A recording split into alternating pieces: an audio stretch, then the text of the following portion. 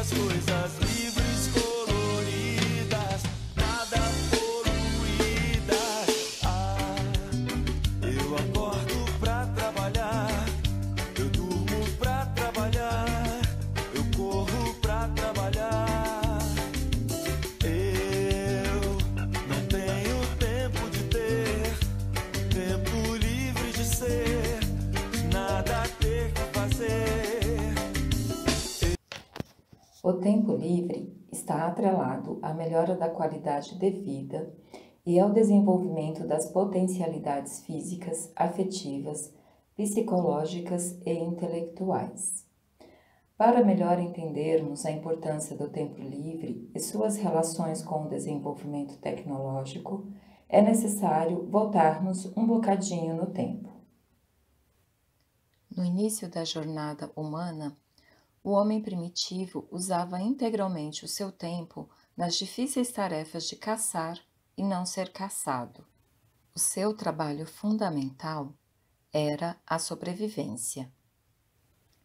Nessa tarefa, ele fazia uso de paus e pedras para abater pequenas presas, ou então disputava as sobras com outros animais. Com o tempo, desenvolveu uma nova tecnologia.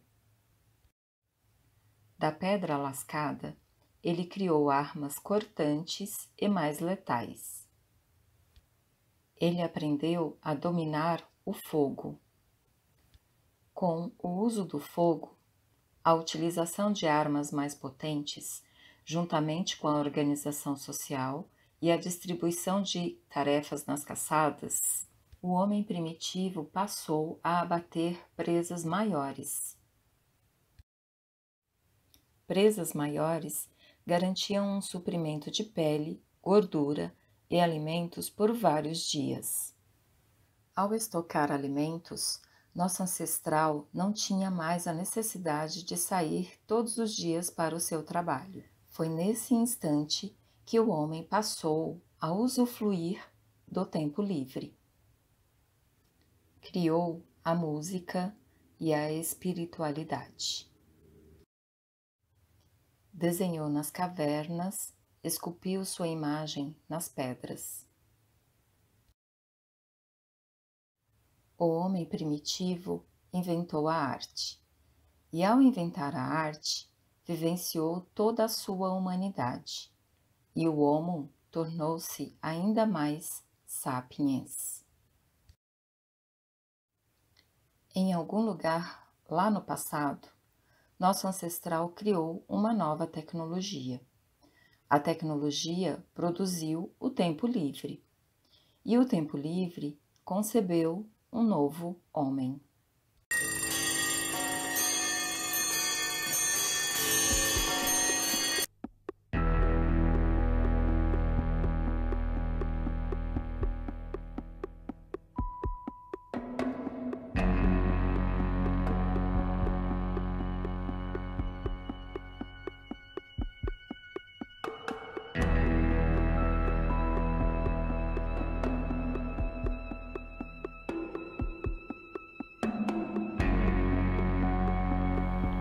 A máquina a vapor é a grande invenção que vai inaugurar uma nova fase na história da humanidade. Instaladas nas primeiras fábricas da Inglaterra do século XVIII, dão origem a um novo processo de produção de bens de consumo. Tem início a produção em larga escala, substituindo definitivamente a produção artesanal. Enquanto a confecção de um produto artesanal levava semanas, nas novas fábricas o mesmo produto era produzido em poucos minutos. As fábricas praticamente põem fim à produção artesanal de manufaturados, dando início à Revolução Industrial. As indústrias que se proliferaram pela velha Inglaterra recrutavam um grande contingente de trabalhadores para operar as máquinas, sobretudo mulheres e crianças.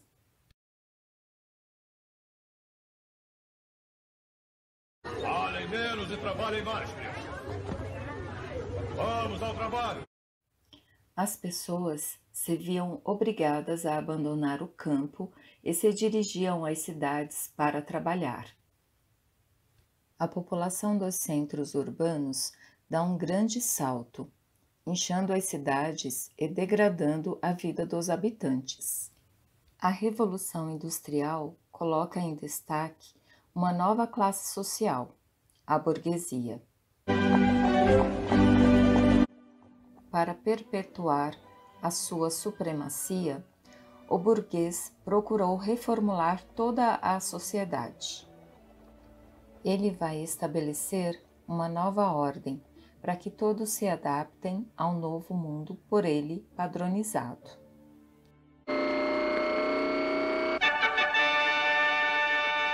Nessa nova ordem, moldada pela moral burguesa, o trabalho será supervalorizado, em detrimento do tempo livre e do lazer. Nessa nova sociedade, não havia lugar para o ócio. A burguesia vai produzir um homem fragmentado, sem história, acrítico. O corpo individual vai se transformar em mercadoria e a força de produção vendida ao capital por um preço irrisório. Vai submetê-lo a uma carga de trabalho desumana, de até 16 horas de duração, pagando salários insuficientes para sua sobrevivência e submetendo o trabalhador às péssimas condições de higiene e de saúde. É nesse cenário de degradação que a classe trabalhadora inicia o processo de mobilização por melhores condições de trabalho e pela redução da jornada.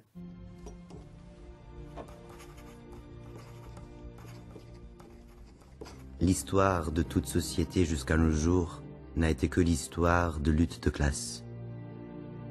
La société se divise de plus en plus en deux vastes camps ennemis, en deux grandes classes diamétralement opposées, la bourgeoisie et le prolétariat. As ideias de Engels e Marx despertam no operário a consciência de classe e a importância do operário no processo produtivo. Para Marx, na busca da mais-valia, o capitalismo impossibilitou ao trabalhador a autorrealização no seu tempo livre.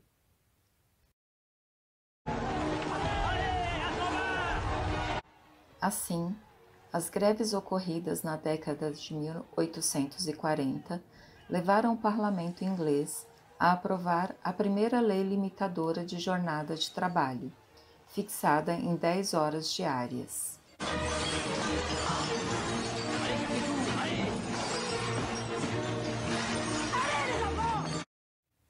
Em 1919, a Conferência Internacional do Trabalho fixou em 8 horas diárias, não podendo ultrapassar 48 horas semanais. Daí toda essa história, daí a história surgiu. Escravo da Babilônia, trabalhador do Brasil. No Brasil, a redução da jornada de trabalho para 8 horas diárias, com a possibilidade de complementar com mais 2 horas por dia, ocorreu apenas em 1932. A jornada de 44 horas semanais foi oficializada somente na Constituição de 1988, mantendo-se a possibilidade de fazer 2 horas extras por dia. Criar meu website, fazer minha homepage. Com quantos gigabytes se faz uma agenda num barco que veleje nesse infomar, que aproveite a vazante da infomaré. Com o desenvolvimento da tecnologia digital e o avanço das ideias neoliberais, o tempo livre do trabalhador fica cada vez mais comprometido. Na terceira década do século XXI, quem dita o ritmo da sociedade é a internet e as redes sociais, dando origem às novas formas de socialização, também chamadas de cybercultura. Zygmunt Bauman chamou esse mundo pós-moderno de modernidade líquida. É um mundo sem forma definida, sujeito às rápidas mudanças, onde os celulares, os tablets e as redes sociais são os protagonistas. Nesse mundo líquido, as relações de trabalho também passam por transformações constantes. O trabalho torna-se efêmero. A carreira construída por décadas numa única empresa não mais existirá. O contrato perpétuo de trabalho foi trocado pela efemeridade dos serviços. A automação, a tecnologia da informação e a política do neoliberalismo provocam mudanças profundas nas relações entre patrão e empregado, levando à degradação e à precarização do trabalho, além do fechamento de postos de serviços, extinção de várias profissões e o desemprego estrutural. No mundo pós-moderno, carregado de tecnologia digital, havia a promessa de que o trabalhador teria mais liberdade e mais tempo livre. No entanto, essa fase da história deve ser marcada pela precarização, informalização, flexibilização, intensificação e crescente desemprego. Observa-se que o tempo dedicado às atividades laborais tem extrapolado a jornada normal de trabalho. Em recente pesquisa da Fundação Europeia para a Melhoria das Condições de Vida e de Trabalho, Eurofond, 45% trabalham no seu tempo livre nos últimos 12 meses. 14% continuam a se preocupar com o trabalho durante o tempo livre. 21% se sentem demasiadamente cansados para as tarefas domésticas. 11% a jornada de trabalho os impede de dedicar tempo à família. 10% estão mal ou muito mal informados sobre os riscos para a saúde. Nessa sociedade pós-moderna, o trabalho não tem mais um tempo e um lugar.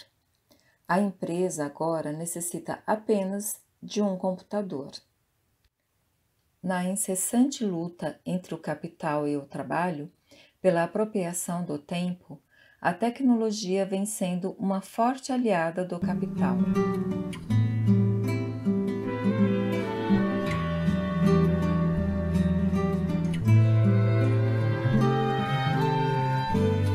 Queremos saber o que vão fazer com as novas invenções. Queremos notícia mais séria sobre a descoberta da antimatéria e suas implicações na emancipação do homem, das grandes populações, homens pobres das cidades, das estepes dos sertões. Queremos saber quando vamos ter raio laser mais barato. Queremos de fato um relato, retrato mais sério do mistério da luz, luz do disco